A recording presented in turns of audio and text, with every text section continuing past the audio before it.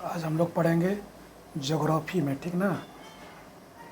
Geography यानी भारत का भूगोल, ठीक। ज्योग्राफी में बहुत सारा ज्योग्राफी आता है। Physical geography, Indian geography, world geography. तो हम लोग यहाँ पढ़ेंगे मुख्य भारत का भूगोल, ठीक ना। तो भारत का भूगोल में पढ़ते हम लोग जैसे भारत की विशेषता है, भारत का बनावट, भारत का प्राकृतिक बनावट, ठीक ना, भारत की नदियाँ, मिट्टी, ठीक। उसी तरह से हम लोग भारत का पहला टॉपिक पढ़ेंगे भारत की विशेषता। और इस टॉपिक से लगभग एक दो क्वेश्चन कभी कभी आ जाया करता है, ठीक ना। तो ये टॉपिक इसलिए महत्वपूर्ण है कि यहाँ से भी क्वेश्चन, सिंपली क्वेश्चन आएगा, ठीक। तो सबसे पहले आते हैं भारत की विशेषता को हम लोग 3 खंड में पढ़ेंगे, मतलब 3 पार्ट में है। पहला पार्ट आज पढ़ा देते हैं, संभव हो तो दूसरा पार्ट, फिर तीसरा पार्ट। 3 पार्ट में जाकर के हम लोग भारत की विशेषता क्या कर लेंगे, ख़त्म कर लेंगे, ठीक है। तो उसी में सबसे पहले हम लोग आते हैं कि भारत के बारे में, जिस देश में हम लोग रहते हैं, तो सबको पता है कि भारत एशिया महाद्वीप का क्या है, अंग है। तो भारत किस महाद्वीप का अंग है, तो एशिया। तो बात बताते हैं अभी हम। सबसे पहले आते हैं हम लोग, ठीक। चलो भारत के बारे में आओ। जो जिस देश में लोग रहते हैं उसका नाम क्या था, तो देखो, तो उसका नाम जम्बू द्वीप लिया था। जम्बू द्वीपी। भारत को हम लोग क्या भी कहते हैं नाम से, जम्बू द्वीपी। हम लोग पढ़ते हैं ना, पंडित जी लोग जब पूजा पाठ कराते हैं लोग, तो देखता होगा लोग बोलते होंगे जम्बू द्वीपे, आर्यावर्ते, भारत खंडे, देशांत गर्ते, फलना नगर में, फलना स्थान से। ये बोलने के बाद फिर देखता होगा नक्षत्र का नाम लेते हैं, किस नक्षत्र में पैदा लिए, कौन से गोत्र में लिए, तब जा कर के विधिवत सब पूजा होती है, ठीक ना। तो उसी जम्बू द्वीप का हम नाम कर रहे हैं, नाम बता रहे हैं, ठीक है। तो भारत, इसीलिए पंडित जी लोग पूजा करते हैं जम्बू द्वीप के नाम से। तो भारत पहले जम्बू द्वीप नाम था। तो इस जम्बू द्वीप का मतलब होता है समग्र भारत। समग्र मतलब होता है कि पूरे एशिया में जितने भी देश थे सब जम्बू द्वीप में आते थे। आज ना वो सब अलग अलग हो गए हैं। आज सारे देश क्या हो गए, अलग अलग हो, अपना अपना सीमांकन कर लिए हैं। पहले सब क्या था, एक ही था। इसीलिए भारत को जम्बू द्वीप बोला जाता था। तो भारत में जितने भी एशिया के देश थे सब सम्मिलित थे, इसीलिए भारत को पहले क्या बोलता, जम्बू द्वीप। बहुत पौराणिक कथा में, ठीक, आज से लाखों बरस पहले, करोड़ों वर्ष पहले। अब बता, भारत को एक और नाम दिया गया जब आर्य आए। तो आर्य से पहले इनका नाम क्या था, जम्बू द्वीप, ठीक ना। इसीलिए पूजा पाठ में सबसे पहले जम्बू द्वीप कहता है, तब आर्यावर्ते कहता है, तब इसका नाम क्या रखा गया, आर्यावर्त। तो उत्तर वैदिक काल पढ़ा होगा, ऋग वैदिक काल। तो ऋग वैदिक काल में सुना होगा कि मध्य एशिया से, कौन एशिया से, जो ईरान पड़ता, वहाँ से लोग आए थे। मैक्स मुलर ने कहा था, जो आर्य लोग थे, उन्हीं के नाम पर इसका नाम क्या पड़ा, आर्यावर्त। अब भारत सबको पता ही है, भरतवंश के नाम पर पड़ा।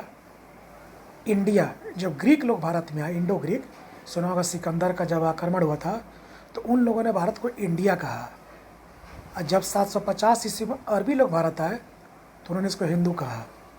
उसी से नाम पर पड़ा हिंदुस्तान, ठीक ना। स्थान मतलब स्थान, हिंदुओं का स्थान इक्वल टू हिंदुस्तान, ठीक। तो इंडिया कौन का है, लोग ग्रीक लोग का है। आर्यावर्त क्यों कहा गया, आर्य लोग के कारण।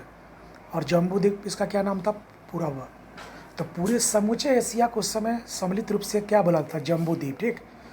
तो इसीलिए हम लोग बताए ना कि शादी विवाह में हम लोग जम्बू द्वीप पे बोलते हैं लोग, आर्यावर्ते, भारत खंडे। ये जब देश आज़ाद हुआ, ठीक ना, तो आर्टिकल 1 में, अनुच्छेद 1 में भारत शब्द आया है, ठीक ना, कि भारत राज्यों का संघ होगा, ठीक। तो भारत शब्द कब आया, जब हमारा संविधान रचा गया 26 जनवरी 1950 के बाद इसका नाम क्या पड़ा, भारत। ऐसे भारत का पूरा भारत नाम पड़ा था हमारा भरतवंश के नाम पर, लेकिन उसको संवैधानिक दर्जा दिया गया 26 जनवरी 1950 को, अनुच्छेद 1 में, ठीक है। प्रस्तावना में भी सुना होगा, पढ़ा होगा, हम भारत के लोग, भारत के लिए पढ़ाए थे ना प्रस्तावना। प्रस्तावना में भी भारत का प्रयोग कितनी बार आया, 2 बार आया, ठीक। तो इतना जान लेना बस, क्योंकि हम भारत शब्द के हैं, तो भारत है। तो जम्बू द्वीप में क्या बताए थे कि भारत और बहुत सारे एशिया के महाद्वीप, एशिया के देश मिलकर संपूर्ण एशिया इक्वल टू जम्बू द्वीप, ठीक। अब तो धीरे धीरे सब बट गया अपना अपना क्षेत्र के अनुसार। अब आता है इसकी आकृति कैसी हमारे इंडिया की है, तो देखो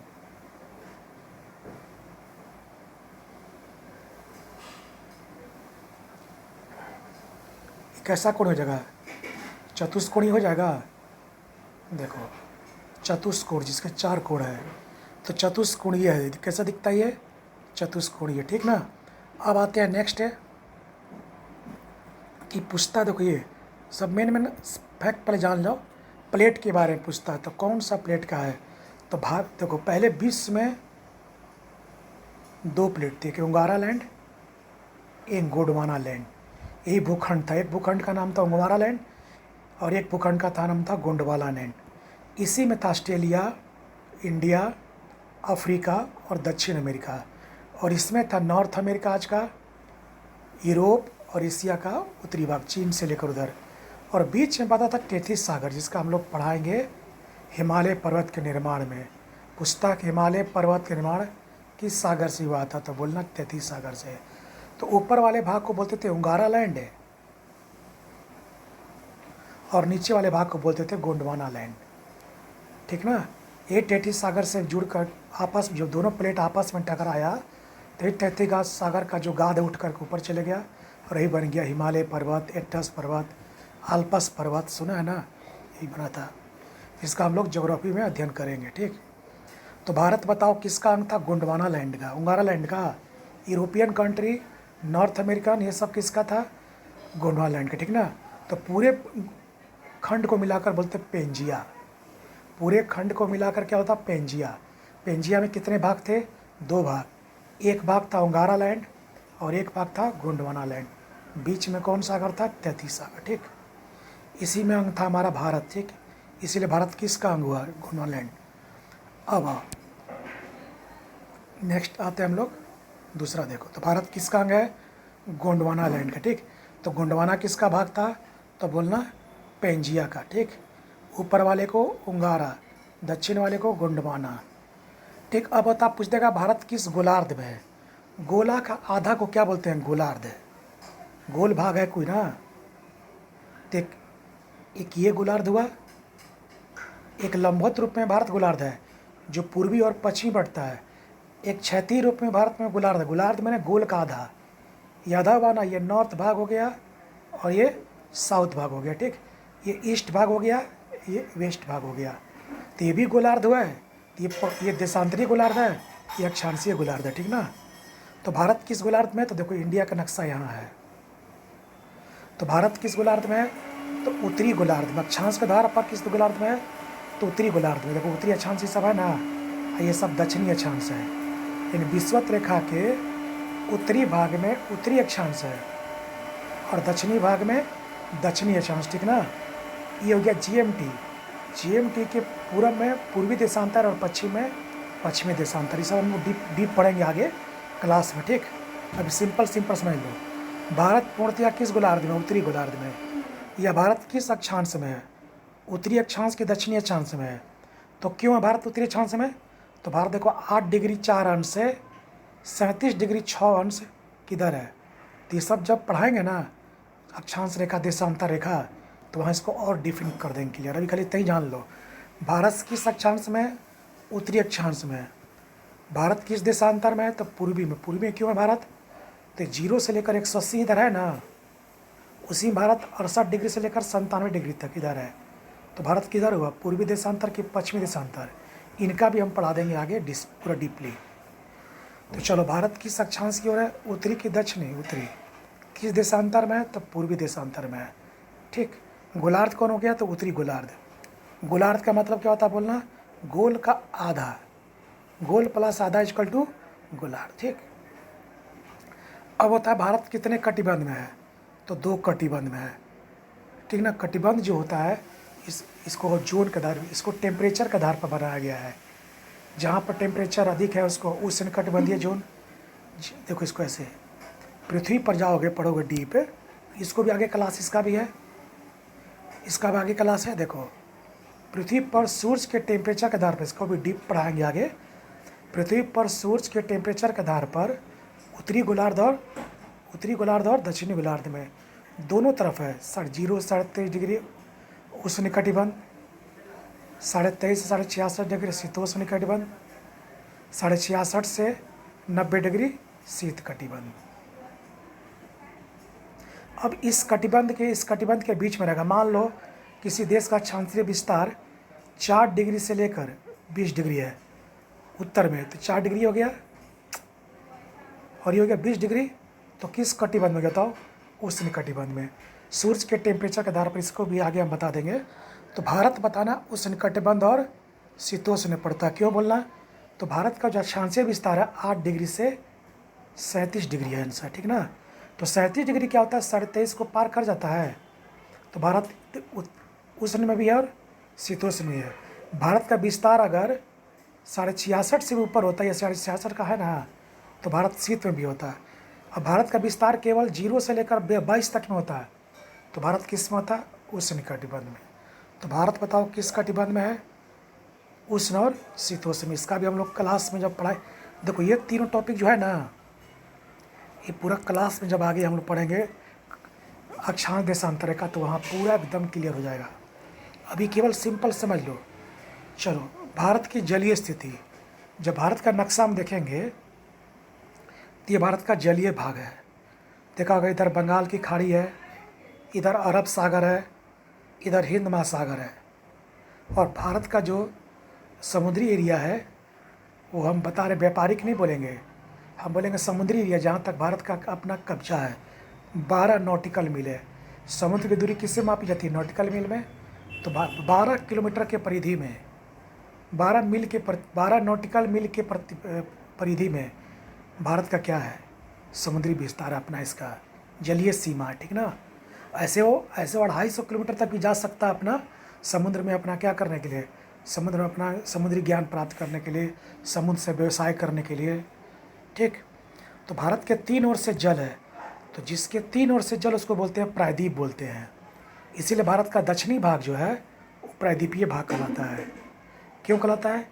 तो प्रायद्वीप का परिभाषा होता है जिस स्थलखंड के 3 ओर से क्या हो, 3 ओर से क्या हो? जल हो, उसको बोलते हैं हम लोग प्रायद्वीप। तो भारत का बताओ उत्तरी भाग कि दक्षिणी भाग? दक्षिणी भाग क्या कहलाएगा? सब प्रायद्वीप कहलाएगा, जिसमें आता है केरला, तमिलनाडु, पुडुचेरी, तुमको गोवा, कर्नाटक, महाराष्ट्र, इधर तो उड़ीसा, ये सब क्या आता है? ये सब आता है तुमको किसमें? आंध्र प्रदेश, तेलंगाना, इधर बिहार, यूपी, ये सब नहीं आएगा, ये सब स्थलीय भाग में आता है। हिंद महासागर को वेदों में क्या बोला गया? रत्नाकर बोला गया है। तो भारत के दक्षिण में कौन है? हिंद महासागर। पूरब में बंगाल खाड़ी, पश्चिम में अरब सागर है, ठीक।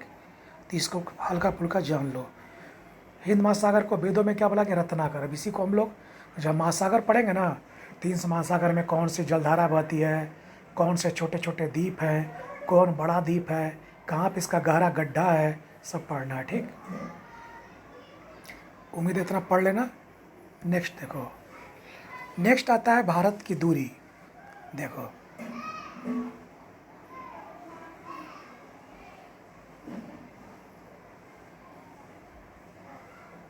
ये देखो, मान लो भारत हो गया, बना ही देते हैं यहाँ पर। देखो यहाँ देखो है, ये देखो इंडिया का नक्शा हो गया है, नक्शा ना। तो कहता है कि इंडिया की दूरी जो है उत्तर से दक्षिण और पूरब से पश्चिम, पूरब से पश्चिम, पूरा इस छोर से इस छोर और इस छोर से इस छोर की लंबाई देख लो। तो पहले आप दूरी पूरब से पश्चिम या पश्चिम से पूरब से पश्चिम, तो देखो गुजरात से लेकर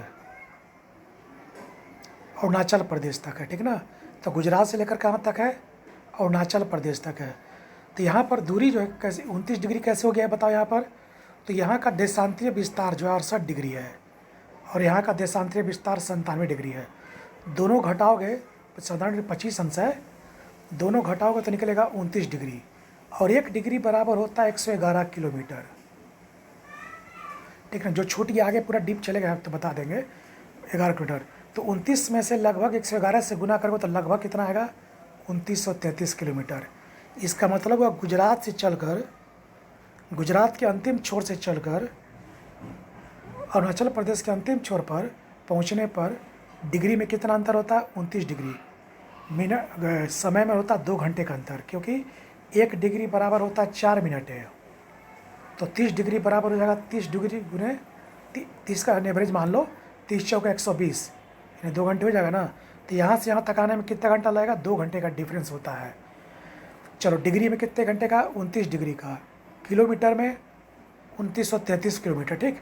उसी तरह से जो अक्षांशीय विस्तार हमारा मेनली हमारी मुख्य भूमि से, ऐसे यहाँ भी हमारे इंदिरा पॉइंट भी है, लेकिन हम लोग लेते हैं कहाँ से, मुख्य भूमि से। तो ये 8 डिग्री 4 अंश है और ये 37 डिग्री 6 अंश है। तो ये दोनों को माइनस करोगे तो लगभग जो तमिलनाडु से लेकर जम्मू कश्मीर तक है। तो भारत का उत्तरी अक्षांश से लेकर दक्षिणी अक्षांश के बीच कि बताओ किस राज्य से शुरू होता है, तमिलनाडु से लेकर कहाँ तक है, जम्मू कश्मीर तक। अब इस दोनों के बीच अंतर कितना है, तो क्या करना है, 37 में से 8 घटा देंगे तो लगभग कितना आ जाएगा, 31 आ जाएगा। अब उसी में कितना से 111 से क्या कर देंगे, गुना कर देंगे तो निकल जाएगा 3214 किलोमीटर लगभग, ठीक ना। और सबको पता है कि अक्षांश से हम लोग समय नहीं ज्ञात करते, समय ज्ञात करते हम लोग देशांतर से, जो आगे क्लास आएगा बताएंगे, ठीक ना। इतना पकड़ लेना। नेक्स्ट आता है भारत को, नेक्स्ट आता है देखो, भारत को 2 भागों में कौन बांटती है, ठीक ना। तो देखो डिग्री के अनुसार ये हो गया 23.5 डिग्री, अक्षांश रेखा जो है सब पड़ेगा इसको, है ना। ये 0 डिग्री हो गया। पृथ्वी को 2 बराबर भागों में 0 डिग्री अक्षांश रेखा, जिसका हम लोग आगे पढ़ेंगे, ठीक ना। तो ये उधर हो गया 0 से 0 से लेकर 60 तक है, 90 तक, इधर हो गया 0 से लेकर 90 तक। पढ़ा है ना, अक्षांश कुल 180 होता है और ये 0 मिला तो 181 हो जाता है। चलो अब तो सबसे पहले 23.5 डिग्री जो कर्क रेखा है, रेखा में डिग्री में वो भारत को 2 भागों में बांटता है, नॉर्थ भाग और साउथ भाग। रेखा में हो गया कर्क रेखा, इस 23.5 डिग्री का नाम क्या, कर्क रेखा। नदी हो गई देखो नर्मदा नदी, जो आकर के खंबात की खाड़ी में गिरती है, ठीक ना। नदी में कौन हो गया, नर्मदा नदी। और पर्वत में कौन हो गया, विंध्याचल पर्वत। तो 4 से भारत 2 भागों में बढ़ता है, डिग्री से, रेखा से, नदी से, पर्वत से। किससे, पर्वत से। कितने भाग में, 2 भाग में। तो कौन सा पर्वत 2 भागों में बांटती है, तो विंध्याचल। कौन सी नदी, तो नर्मदा नदी। कौन सी रेखा, तो कर्क रेखा। कौन सा डिग्री, तो ये। और भारत की जलवायु कैसी पाए थे अभी, मानसूनी।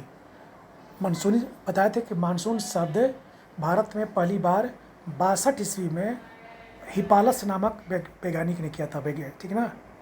जिस मानसून, उसी समय मानसून की उत्पत्ति भारत में हुई थी। उसी मानसून शब्द, जो मानसूनी वर्षा भारत में होता है ना, जो मानसूनी वर्षा, तो भारत में सबसे अधिक वर्षा किससे होती है, मानसून से होती है लगभग। उसके बाद लौटता मानसून से होता है, सब मानसून लौटेगा अब, ठीक ना। मानसून क्या होगा, अब लौटेगा, फिर जाकर यही लौटेगा। तो जो मानसून गया अभी लौटेगा अब, तो यही मानसून से तो भारत में वर्षा अक्टूबर, नवंबर, दिसंबर में होता है, दक्षिण में और उत्तर में होता है। उत्तर में होता है पश्चिमी विक्षोभ से और दक्षिण में होता है लौटते मानसून से, ठीक। तो भारत में कैसी जलवायु है, मानसूनी जलवायु है, ठीक। अब आता है भारत का छोर, जान लो। भारत का छोर मतलब उत्तरी छोर, दक्षिणी छोर, पूर्वी छोर। देखो सबसे पूर्व में देखो बताया था यहाँ पर अरुणाचल प्रदेश है, जो 97 डिग्री 5:25 पर हमारा भारत का देशांतरी विस्तार क्या होता है, लगभग खत्म हो जाता है। कौन डिग्री पर, 97 डिग्री 25 अंश पर हमारा देशांतरी विस्तार खत्म होता है, जिस जगह का नाम है किबुथु, जो पड़ता है अरुणाचल प्रदेश में। तो पूछ देगा भारत का सबसे अंतिम छोर कौन डिग्री पर है, 97 डिग्री 25 अंश, किस राज्य में है, तो अरुणाचल प्रदेश में। कौन सबसे पूर्वी छोर बनाता है, तो किबुथु। उस तरफ पश्चिमी छोराव कौन डिग्री पर है, 68 डिग्री 7 अंश पर है, किस राज्य में है, तो गुजरात में। मछली हो गया। तो भारत का सबसे पश्चिमी छोर पर कौन है, गुजरात है। गोरा माता यहाँ पर क्या जगह है, वही भारत का सबसे पश्चिमी छोर है, ठीक। नॉर्थ में, और नॉर्थ में इंदिरा कॉल है, तो इंदिरा गांधी के नाम पर पड़ा था, ठीक।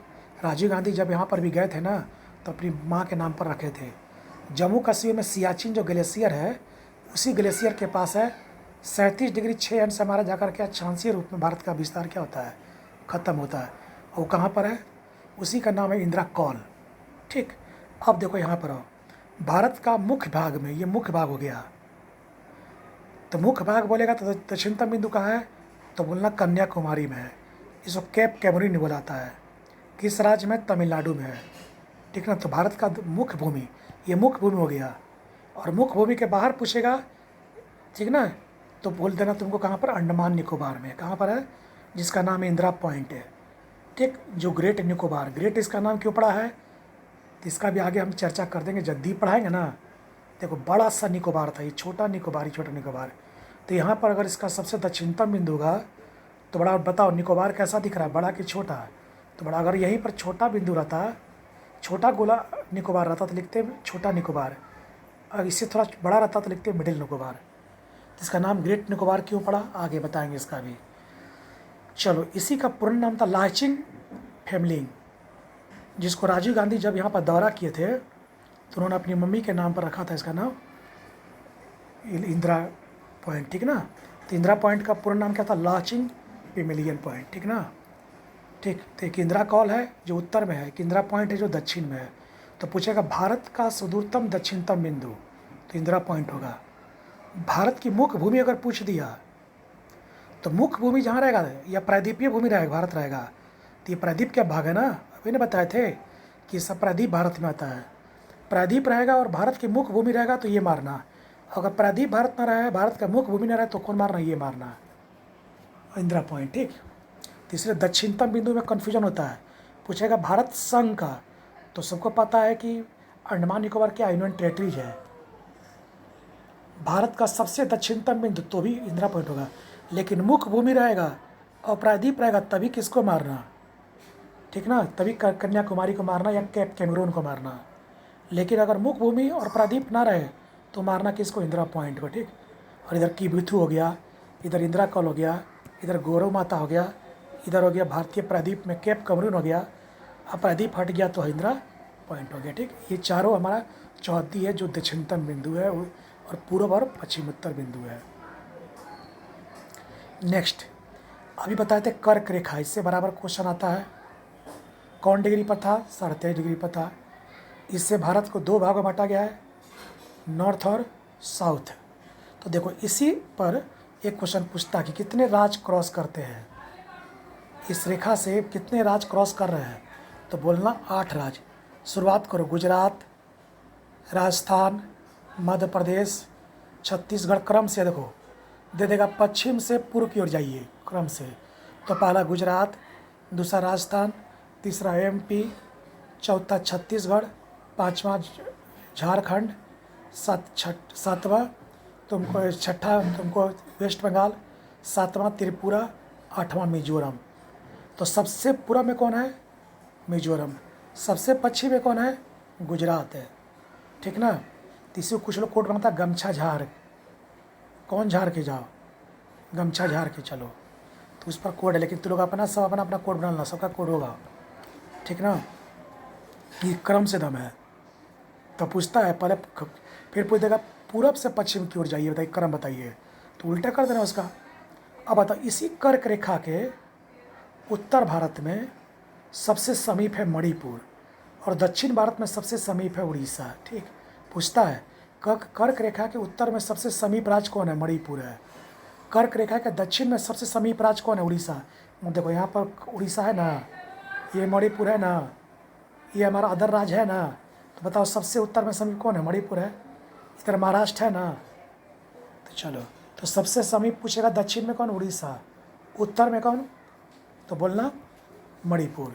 अब कुछ शहर आता है जो पूछता है, शहर आता है जो पूछता है कि सबसे इस कर्क रेखा के, कर्क रेखा पर नहीं है, कर्क के इस पार या उस पार है।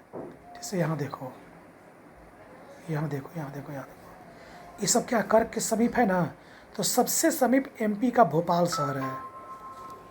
सबसे नज़दीक कौन है, एमपी का कौन शहर है, भोपाल शहर है, ठीक ना, सबसे नज़दीक है। तब है गांधीनगर है, तब कोलकाता। विकल्प में आता है, 4 विकल्प दिया रहेगा, तो अगर भोपाल रहेगा तो भोपाल मारना, अब भोपाल ना रहे तो क्या मारना, गांधीनगर मारना, और गांधीनगर ना रहे तो क्या मारना, कोलकाता। यही तीनों का बराबर क्वेश्चन पूछता है। जो कर्क रेखा पर नहीं है, कर्क रेखा के समीप है, शहर है ये। तो 2 पढ़ना है, कर्क रेखा के समीप राज्य उत्तर में और दक्षिण में, और एक कर्क रेखा का समीप शहर बोलना, ठीक। इसी रेखा पर सूर्य किरणें 21 तारीख को लंबवत चमकती है, इसीलिए उत्तर भारत और दक्षिण भारत में एक समान गर्मी पड़ता है। बताएंगे इसको भी हम लोग आगे। 21 जून को कर्क रेखा पर सूर्य किरणें क्या पड़ती है, लंबवत पड़ती है, ठीक। नेक्स्ट आओ, भारत का मानक समय आ जाओ। तो सबको पता है कि भारत का जो मानक समय है 82.5 डिग्री है। पूर्वी देशांतर क्यों बोला गया है? तो तुम लोग को अभी हम बताए थे कि भारत का जो विस्तार है 0 से 180 डिग्री पूर्वी देशांतर की ओर है, जो 68 डिग्री से लेकर 97 डिग्री 25, 68 डिग्री 7 अंश से 97 डिग्री 25 अंश के पास भारत का विस्तार है। तो इन दोनों को जोड़ दोगे 68 प्लस 97 को, तो इसका मिड पॉइंट निकल जाएगा 22.5 डिग्री, वही 22.5 डिग्री यहाँ पर आएगा। 68 और 97 डिग्री को इसको भी आगे बता देंगे, ठीक ना। 68 डिग्री और 97 डिग्री देशांतर जब पढ़ेंगे तो हम बताएंगे। 68 डिग्री और 97 डिग्री को जोड़ करके 2 भाग देंगे तो आएगा 82.5 डिग्री, ठीक ना। 82.5 जहाँ पर आएगा वहाँ से एक सीधा लाइन खींच देंगे। तो देखो भारत में मिड पॉइंट किसको बनाया गया? मिर्ज़ापुर को। तो मिर्ज़ापुर का भी बता देंगे क्यों बनाया गया, क्यों नहीं, जो कि भारत में यूपी से गुजर रहा है, एमपी से गुजर रहा है, छत्तीसगढ़ से गुजर रहा है, उड़ीसा से गुजर रहा है, आंध्र प्रदेश से गुजर रहा है। तो पूछ सकता है कि भारत से 82.5 डिग्री लाइन कितने राज्यों से गुजर रहा था? 5 राज्यों से। तो 5 राज्यों से गुजर रहा, तो आंध्र प्रदेश में क्यों नहीं बनाया गया मानक समय? तो बोलना उड़ीसा से क्यों नहीं बनाया गया, यूपी से क्यों बनाया गया, मिर्ज़ापुर से क्यों बनाया गया? तो बोलना देखो यूपी के इस जहाँ पर मिर्ज़ापुर है वहाँ से हम पूरा भाग जाएँ या पश्चिम भाग जाएँ, पूरा भाग जाएँ या पश्चिम भाग जाएँ, दोनों तरफ का स्थलखंड लगभग क्या है? बराबर है। यहाँ देखो आंध्र प्रदेश क्यों नहीं, देखो भारत का स्थलखंड इधर है, इधर देखो इधर ज़्यादा, इधर अधिक है, दोनों तरफ बराबर स्थलखंड होने के कारण इसी को मानक बना गया है। जबकि 5 राज्यों को भी हम बना सकते थे मानक, क्यों नहीं बनाए? तो बहुत सारे राज्य में एक तरफ इधर स्थलखंड ज़्यादा है, मिड पॉइंट से इधर स्थलखंड ज़्यादा है। जैसे कि मान लो आंध्र प्रदेश है ये, तो आंध्र प्रदेश के इधर देखो स्थलखंड ज़्यादा है, यहाँ पर क्या है? कम है। इसका भी हम बता देंगे आगे क्लास में ढंग से डीप से। अब यहाँ पर हम विशेषता को धीरे धीरे करके निकल रहे हैं। चलो GMT से कितना घंटा आ गया? 5.5 घंटा आ गया है, ये भी बता देंगे, ठीक ना। आगे 5.5 घंटा क्यों आगे है? तो देखो GMT कौन डिग्री पर? 0 डिग्री पर है। हम लोग कितना डिग्री पर? 82.5 डिग्री पर है। तो दोनों के बीच का डिफरेंस कितना? अभी सिंपल समझ लो, सब आगे क्लास आएगा बढ़िया से। 0 82.5 डिग्री अभी डिफरेंस है ना, तो 1 डिग्री बराबर हाउ मेनी मिनट है? तो 82.5 डिग्री पर कितना जगह है? तो 82.5 में 4 से गुना करोगे मिनट से, तो लगभग 5.5 घंटा का अंतर आएगा। तो GMT से हम लोग 5.5 घंटा आगे की ओर कि पीछे की ओर है? तो बोलना आगे की ओर है। तो ये सब भी बता देंगे आगे। ये किस सागर से गुजर रही है लाइन? तो बोलना बंगाल की खाड़ी से। किस ज़िले में है? तो मिर्ज़ापुर ज़िले में। किस राज्य में है ये? क्यों नहीं छत्तीसगढ़ से? तो छत्तीसगढ़ के इस तरफ और इस तरफ, मिड पॉइंट के इस तरफ दोनों तरफ स्थलखंड समान नहीं है। स्थलखंड दोनों बीच में पड़ना चाहिए, स्थलखंड के एकदम बीच में, ताकि इधर भी समान समय हो इधर भी समान समय हो। वो मिलता कहाँ पर? तो इसीलिए कोई पूछ देगा कि मिर्ज़ापुर से गुजरता है, यूपी से गुजरता है, एमपी से गुजरता है, छत्तीसगढ़, उड़ीसा, ये आंध्र प्रदेश, तो क्यों यूपी से ही? तो बोला यूपी के इस तरफ और यूपी के इस तरफ, दोनों तरफ उसका क्या है? भारत का पूर्वी छोर और भारत का पश्चिमी छोर इक्वल है लगभग। छत्तीसगढ़ के इस तरफ अधिक है तो इस तरफ कम दिखेगा, ठीक। अब बता जो भारत का मानक समय है 5.5 घंटा GMT से आगे है, वही किसका भी है? श्रीलंका का। देखो ये श्रीलंका है ना, वही श्रीलंका का भी है। तो श्रीलंका का भी भारत की, तो पूछ सकता है भारत का मानक समय किस देश के मानक समय के समतुल्य है? तो श्रीलंका का। और सबका भारत से आगे है तो कुछ पीछे है। जैसे अफगानिस्तान देखो यहाँ पर है, तो भारत से पीछे के आगे है? पीछे ना होगा। पाकिस्तान बताओ पीछे होगा। मालदीव बताओ पीछे होगा। इसके इधर वाला सब क्या होगा? आगे होगा। चीन के आगे है, नेपाल के आगे है, बांग्लादेश आगे है, बर्मा आगे है, श्रीलंका आगे है कि पीछे है? तो बताओ समतुल्य है, ठीक। तो ये सब अभी सिंपल समझ लो। कितने राज्यों से गुजरती है मानक समय? SSC में कई बार पूछ चुका है। तो 5 राज्यों से। तो रखना यूपी, MP, छत्तीसगढ़, उड़ीसा और ऊपर से नीचे का क्रम है, ठीक। नेक्स्ट आ जाओ, भारत की जनसंख्या देखो। 2011 के अनुसार भारत की जो जनसंख्या है 1,21 करोड़। विशेषता पढ़ा रहे सिंपल, अभी ये पकड़ लेना।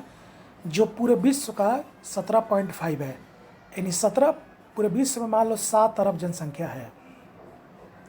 उस 7 अरब में से 1,21 करोड़ किसके पास है? इंडिया के पास है।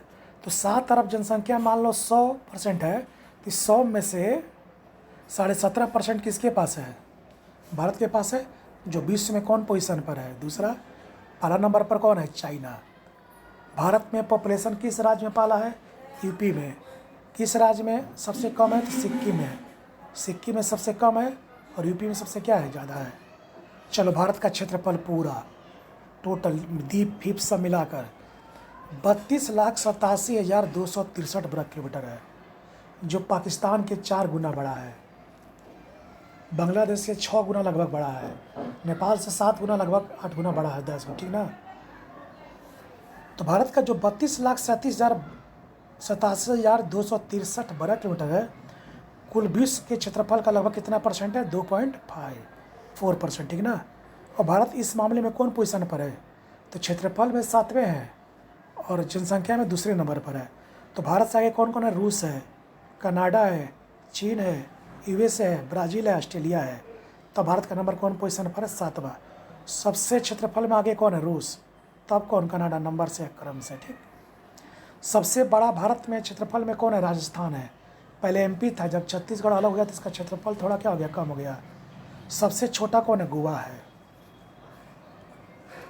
नेक्स्ट, भूमध्य रेखा से दूरी देखो, ये क्या? देखो थोड़ा सा गलती लिखा गया है, उल्टा लिखा गया, लिखते समय लग रहा है, देखो, इसलिए इसको क्रॉस कैसे कर लेना। इंदिरा पॉइंट भूमध्य रेखा से 687 है, कन्याकुमारी 886। देखो हमारा इंडिया का नक्शा हो गया, ये पढ़ा होगा 20 में। तो ये भूमध्य सागर है ना, भूमध्य रेखा है ना, 0 डिग्री को बोलते हैं कौन रेखा? भूमध्य रेखा। यहाँ से देखो हमारा ये हमारा मुख भूमि का भाग कन्याकुमारी है। तो यहाँ से इसकी दूरी कितनी है? 8,886 किलोमीटर। और जो हमारा इंदिरा पॉइंट है, जो सबसे नज़दीक है यहाँ पर इंदिरा पॉइंट, ये कितना है? 687 किलोमीटर। तो इंदिरा पॉइंट के अनुसार कितना है? 687 किलोमीटर है। और कन्याकुमारी के अनुसार कितना है? 886। यानी भारत की मुख्य भूमि से दूरी कितनी है? 886। भारत का दक्षिणतम बिंदु से कितनी दूरी है? तो बोलना 687, ठीक ना। यहाँ थोड़ा उल्टा लिखा गया था लिखते वक्त। नेक्स्ट आओ, अब आता है थोड़ा सा हम लोग चले उत्तर भारत की ओर। तो उत्तर भारत में चलेंगे, देखो जम्मू कश्मीर और लद्दाख के क्षेत्र में चलो। तो देखो 1947-48 में क्या किया था? पाकिस्तान के कबीलाई लोगों ने क्या किया? कश्मीर का एक हिस्सा छीन लिया, ठीक ना, छीन लिया। और छीनने के बाद उसका नाम रखा पाक ऑक्युपाइड कश्मीर, POK। और इस एरिया को पाकिस्तान बोलता है क्या? ठीक ना, IOK, इंडियन ऑक्युपाइड कश्मीर। यानी इंडिया ने इस एरिया को क्या करके रखा है? कैप्चर करके रखा है। और हम लोग इस एरिया को क्या बोलते हैं? POK। यहीं पर POK में देखना, यहाँ पर LOC के बगल में सब आतंकवादी गतिविधियों में लोग लिप्त है, ठीक ना। POK में अलग से वहाँ पर एक मुख्य प्रधानमंत्री नियुक्त होता है, वहाँ का अलग से है, जो आज पाकिस्तान का कब्जा वहाँ पर, ठीक ना। इसी POK के बगल में यहाँ पर LOC है, लाइन ऑफ कंट्रोल है, जिसका निर्धारण हुआ था 1972 में। 740 किलोमीटर है और सिर्फ ये जम्मू कश्मीर में है। कहाँ पर ये? जम्मू कश्मीर। इसी का नाम है LOC, लाइन ऑफ कंट्रोल, नियंत्रण रेखा। कौन लिखा? तो नियंत्रण रेखा के उस पार क्या है? POK है, इस पर पाकिस्तान कब्जा है। अब पाकिस्तान का था कि नियंत्रण रेखा के इस पार जो है इंडिया कब्जा है, जिसको कि पाकिस्तान बोलता IOK, इंडियन ऑक्युपाइड कश्मीर। इसी में आओ थोड़ा सा ऊपर में देखो, यहाँ पर है प्रांत जो है, यहाँ देखो,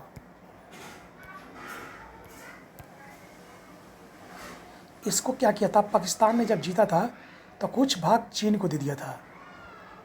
पाकिस्तान ने क्या किया था? कुछ भाग किसको दिया था? चीन को। तो चीन को ये किससे मिला हुआ है? पाकिस्तान से। और यही हमारा है, यहाँ पर जो भाग है सियाचिन ग्लेशियर है। और उसी के दक्षिण में यहाँ पर है जो आज पड़ता है तुमको लद्दाख में, जहाँ पर चीन ने अटैक करके 62 में क्या किया था? अपने अधीन कर लिया है। तो इसको कहते हैं चीन ऑक्युपाइड कश्मीर बोलते हैं हम लोग, चीन ऑक्युपाइड लद्दाख बोलते हैं, चीन ऑक्युपाइड, ठीक ना। तो चीन ने यहाँ पर क्या किया था? अटैक कर लिया था, ठीक है, 1962 में।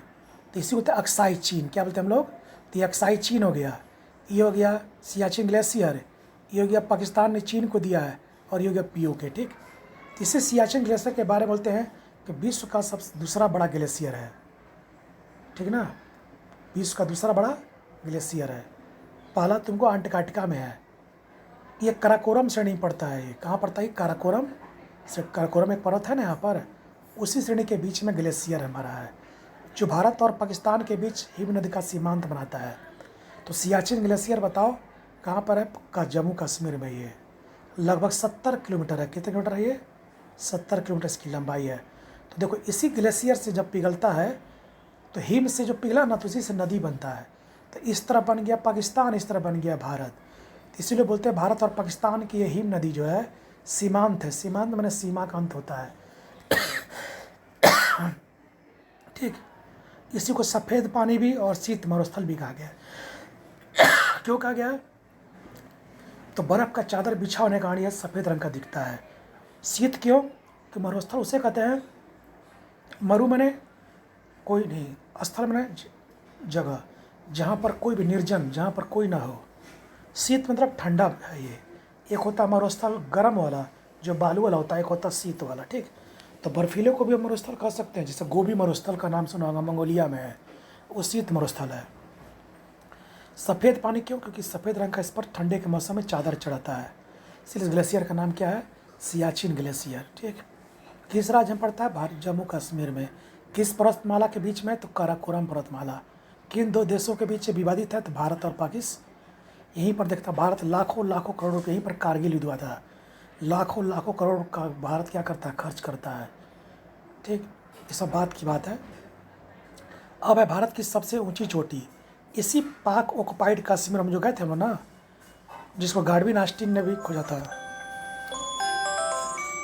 कौन कहता है इसको? गाडविन ऑस्टिन ने कहा था। ठीक है, तो भारत की सबसे क्या ये ऊंची चोटी है, इसका नाम है गाडविन ऑस्टिन। पाकिस्तान ने इसका नाम रखा है चौगाटी, क्योंकि पाकिस्तान भी इस पर अपना दवा ठोकता है और भारत भी दवा ठोकता है। भारत बोलता है इसका नाम K2 या गाडविन ऑस्टिन, पाकिस्तान बोलता है इसको चौगाटी बोलता है। ठीक ना, क्योंकि दोनों लोग दावा ठोकते हैं कि ये मेरा क्षेत्र है, ये मेरा क्षेत्र है। ये भारत की सबसे ऊंची चोटी है। स्थिति कहाँ इसकी? POK में। किस पर्वतमाला का अंग है ये? तो कि मान लो काराकोरम श्रेणी है। इसी में एक ऊंचा शिखर है जिसका नाम है K2, जिसकी ऊंचाई है 8611 मीटर। तब इसके बाद भारत का दूसरा नंबर पर कंचनजंगा है, जो सिक्किम में है। कहाँ पर ये? सिक्किम पड़ता है, भारत के सिक्किम राज्य में। तो भारत की सबसे ऊंची चोटी पूरी जगह का नाम क्या? गाडविन ऑस्टिन या K2। ठीक ना, गाडविन नामक खोज व्यक्ति ने खोज किया था, अंग्रेज ने। इसको पाकिस्तान भी दावा ठोकने के लिए क्या बोलता है? चौगाटी। किस राज्य, किस देश, किस में? जम्मू कश्मीर में है। अब वो कहाँ पड़ता? POK में। अभी कहाँ पड़ता है? POK में। किस श्रेणी में? काराकोरम। ऊंचाई बताओ? 8611 मीटर।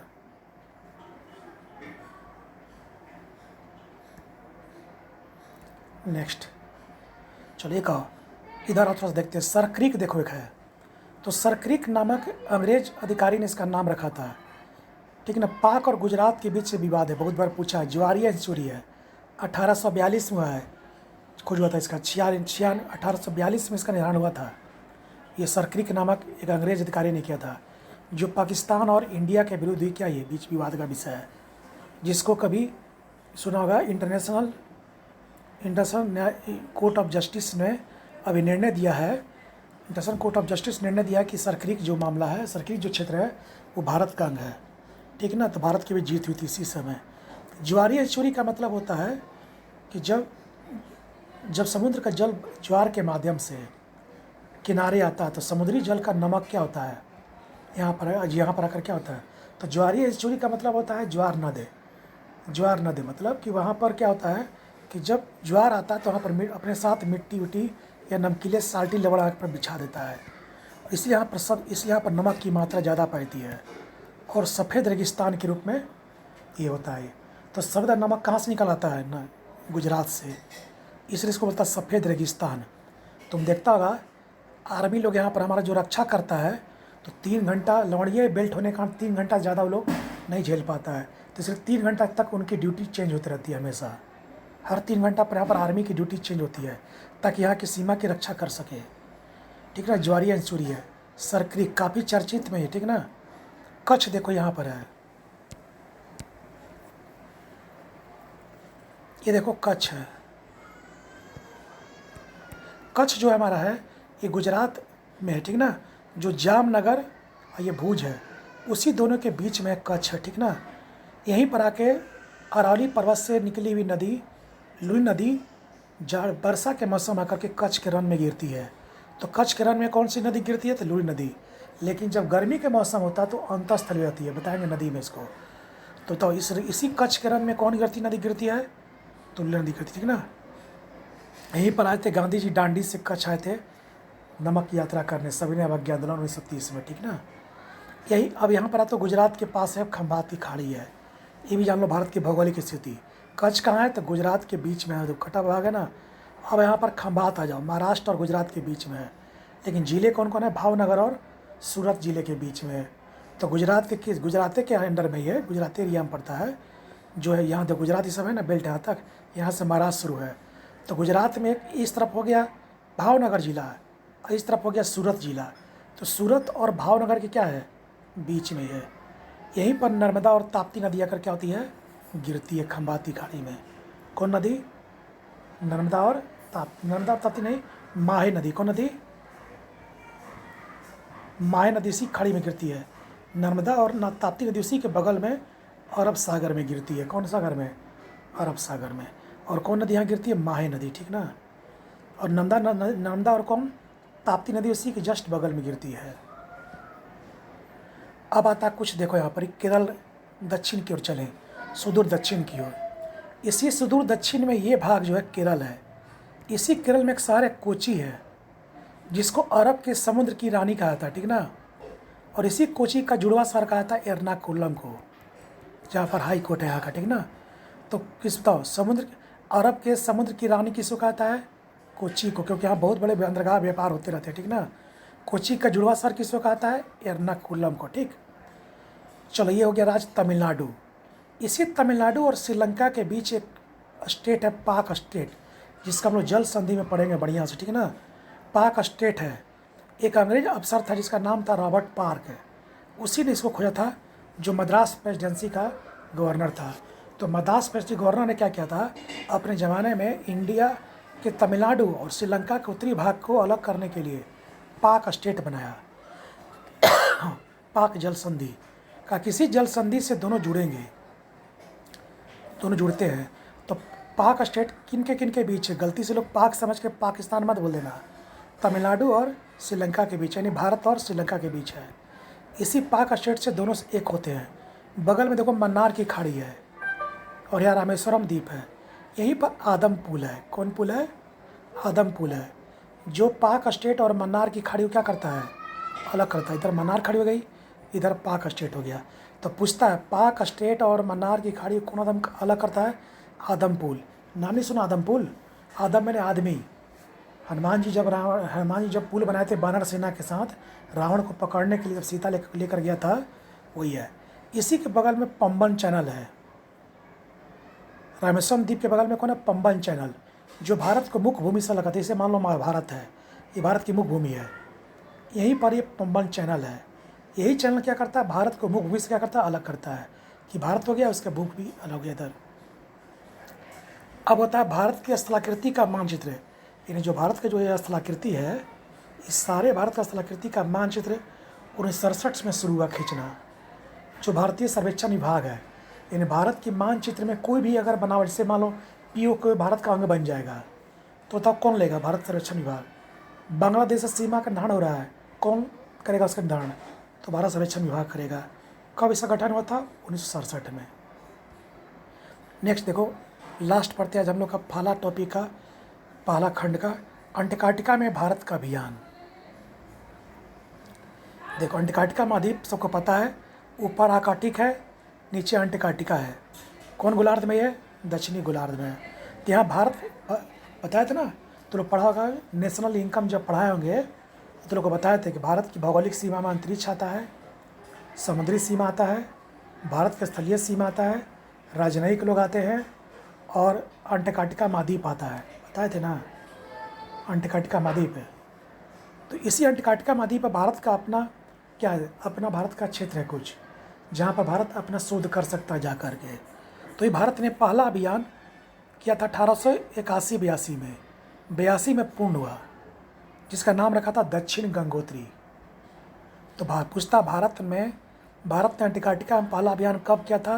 81 में। कब पहुंचा? 82 में। उस अभियान का नाम क्या रखा था? दक्षिण गंगोत्री। किस लिए गया था? तो कहीं जब जाओगे तो कुछ ना कुछ खोज करने के लिए जाओगे, कैसे जाओगे, लुटाने जाओगे। तो पहला गया था पूरा जीव विज्ञान, जैव विज्ञान वहाँ पर क्या है, और पर्यावरण विज्ञान के लिए कि वहाँ पर जीव जंतु का क्या स्थिति है, पर्यावरण के बारे में जानने के लिए क्या स्थिति वहाँ पर है, इन सारे जानने के लिए वहाँ पर अभियान चलाया था भारतीयों ने। फिर भारत ने दूसरा अभियान चलाया 1989 में, उसका नाम रखा मैत्री या दोस्ती अभियान। उस समय क्या था, ओजोन लेयर में, जो ओजोन लेयर में छेद हो रहा था, तो सुनता होगा अंटार्कटिका लेयर महाद्वीप के ऊपर ओजोन लेयर में छेद हो गया है। तो उसी में जानने के लिए कि ओजोन लेयर में कितना छेद हुआ है, क्या पराबैंगनी किरणें तेजी से पहुंच रही है।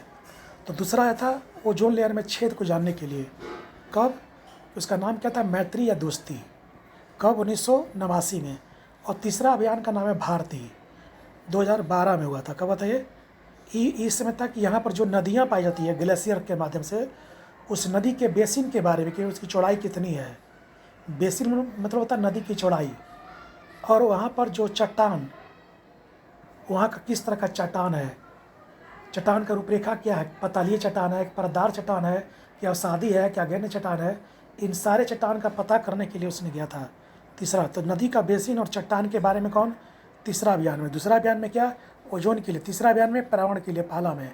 तो पहला में पर्यावरण, दूसरा में ओजोन, तीसरा में। ठीक, इसका दूसरा पार्ट हम आगे बता देंगे। अभी सिंपल चल रहा था, स्ट्रेट फॉरवर्ड क्वेश्चन है। मेन इसका क्लास इस तीन गो सेट है, इसका 3 सेट के बाद आएगा main geography. Thank you. Like करो, शेयर करते रहो सब लोग, सब्सक्राइब भी करो, सबको बताओ।